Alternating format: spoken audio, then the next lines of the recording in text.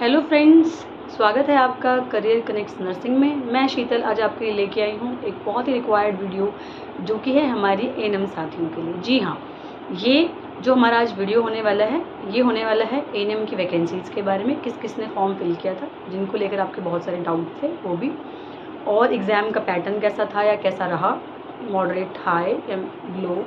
उसके बाद जो इसकी है आंसर की कब तक आएगी, नेक्स्ट एक्सपेक्टेड कट ऑफ क्या रहेगी, और जो है फाइनल सिलेक्शन लिस्ट कैसी होगी।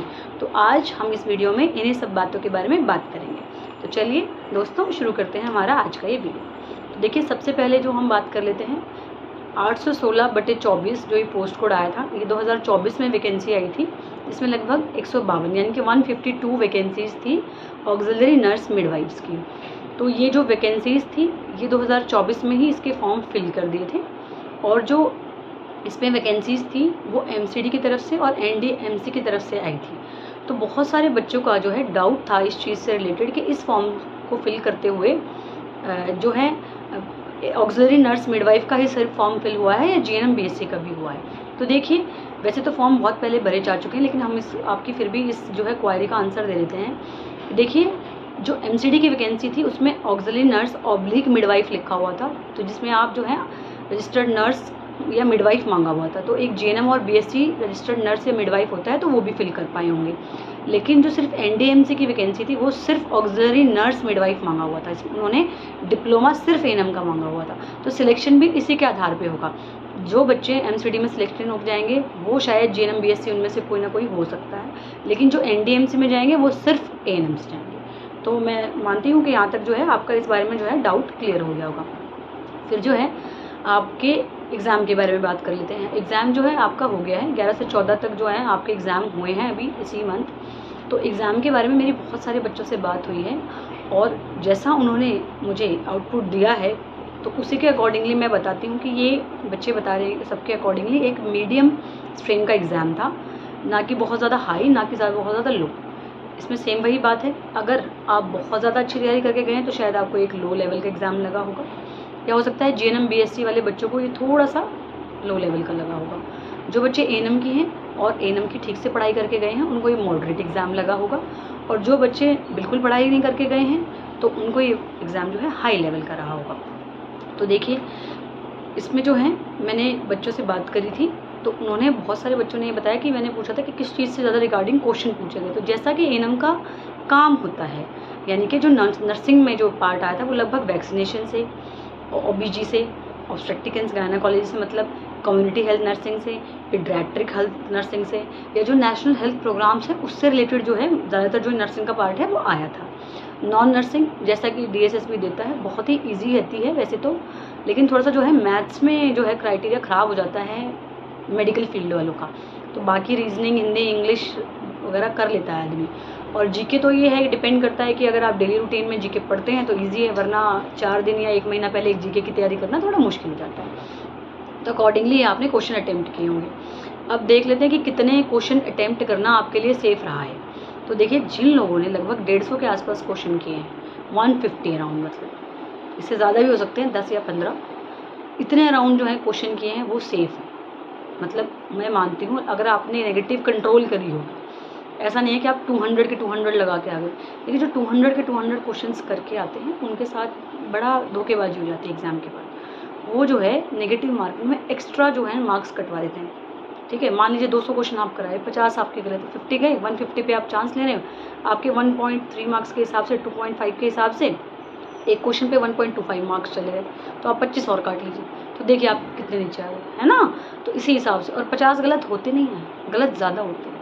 हमें लगता है कि सिर्फ 50 ही गलत हो जाते हैं, 70-80 क्वेश्चन तक भी गलत हो जाते हैं। तो इससे क्या है, वो बिलो 100 चले जाते हैं, तो वो अच्छा नहीं है। ठीक है, तो देखिए सेफ स्कोर या सेफ क्वेश्चनिंग जो है 150 से लेकर जो 160-65 तक क्वेश्चन करके आए हैं, होप सो उनके लिए, अगर उन्होंने नेगेटिव को देखते हुए अपने पॉजिटिविटी पे ध्यान दिया है तो अच्छे मार्क्स वो ग्रैब कर पाएंगे। तो देखिए, अब बारी आती है कि आंसर की कितनी जल्दी आ जाएगी। तो देखिए, आंसर की जो है लगभग 15 से 20 दिन बाद या ज़्यादा से ज़्यादा 1 महीने के अंदर जो है आपकी आंसर की डीएसएसबी आपको दे देगी।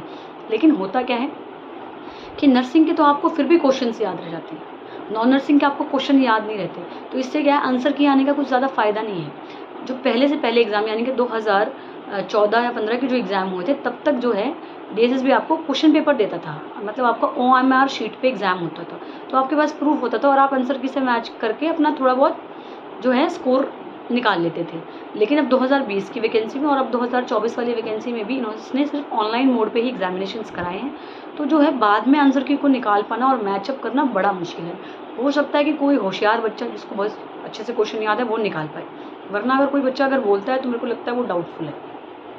नर्सिंग के भी आपको वही बात है कि एग्ज़ाम डिले था, एंजाइटी थी, कितने क्वेश्चन याद होंगे, 100 में से 50 याद होंगे, आप मैच कर लेंगे, इतना ही हो सकता है। और आंसर की में ना आपके क्वेश्चंस नहीं आते, सिर्फ आपके आंसर लिस्ट आती है, तो ये भी मुश्किल। अगर क्वेश्चन भी आ जाते हैं वैसे तो कई बार, अगर क्वेश्चन भी आते हैं तो फिर भी उनको नहीं लगता कि आप निकाल पाएंगे। तो देखिए अब जो है इसके बाद आएगी कट ऑफ। अब कट ऑफ देखते हैं कि किस किस बेसिस पे आ जाती है। तो कट ऑफ का बेसिस रहता है सबसे पहले एग्ज़ाम का लेवल क्या था। देखिए जो एग्ज़ाम 3 से 4 दिन तक होते हैं उन एग्ज़ाम्स में नॉर्मलाइजेशन किया जाता है, क्योंकि किसी शिफ्ट में हो सकता है एग्ज़ाम हार्ड आया हो सकता है किसी शिफ्ट का एग्ज़ाम मतलब लो लेवल का आया हो, तो उसके हिसाब से लो लेवल वाले के तो मार्क्स ज़्यादा आ जाएंगे और जिसका हार्ड आया उसके कम हो जाएंगे। तो इसलिए गवर्नमेंट क्या करती है, मार्क्स को नॉर्मलाइज करती है। तो उसके अकॉर्डिंगली भी डिपेंड करता है आपका रिजल्ट कैसा रहेगा।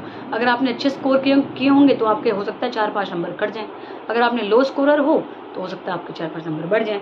ठीक है, तो अब डिपेंडेंसी देख रहे थे हम कट ऑफ की कैसे करते हैं। सबसे पहले एग्ज़ाम का लेवल जो कि हम बात कर सकते हैं। दूसरा है कि एंजाइटी लेवल, आपने एंजाइटी रिड्यूस करके एग्ज़ाम दिया, आपने एंजाइटी में एग्ज़ाम दिया, वो भी बड़ा डिपेंड करता है, क्योंकि एंजाइटी में आप क्वेश्चंस गलत कर देते हैं। आते आते क्वेश्चन कई बार पूछ लेगा आपसे कि बीपी बताइए, आपको पता है 120/80 नॉर्मल, पर आप गलत लगा के आ जाएंगे। ऐसे ऐसे क्वेश्चन गलत हो जाते हैं कई बार एंजाइटी की वजह से। देन क्वालिफिकेशन डिपेंड करता है। क्वालिफिकेशन इसलिए बोल रही हूँ कि जो सिर्फ ANM रही होंगी हमारी बहनें, उनके लिए एग्ज़ाम थोड़ा मॉडरेट या हाई लेवल का रहा होगा। जो बहनें GNM या BSc वाली रही होंगी उनके लिए थोड़ा ईजी रहा होगा। तो क्वालिफिकेशन इसलिए डिपेंड करेगी कट ऑफ पे। देन अगर आपने टाइम मैनेजमेंट किया होगा, क्वेश्चंस आपके नहीं छूटे होंगे, क्वेश्चन आपने मैक्सिमम अटेम्प्ट किए होंगे तो भी, और एक नेगेटिव मार्किंग पे अगर आपने कंट्रोल किया होगा तो भी कट ऑफ पे ये डिपेंडेंसी रहती है। तो देखिए अब बात कर लेते हैं जो सब पर रिक्वायर्ड क्वेश्चन है कि कट ऑफ कितनी रह सकती है। तो देखिए 2014 और 2020 के एग्ज़ाम्स की मैंने कट ऑफ दोनों पे रिसर्च करके मैंने कट ऑफ जो है 2000 जो मुझे रिटन फॉर्म में मिली DSSB की साइट पे वो सिर्फ मिली 2020 वाले की, जो लगभग थी जनरल की थी 107 पे, OBC था 95 पे, SC 89, ST 63 और फिजिकली हैंडीकैप जो थे 70। ये फाइनल कट ऑफ थी।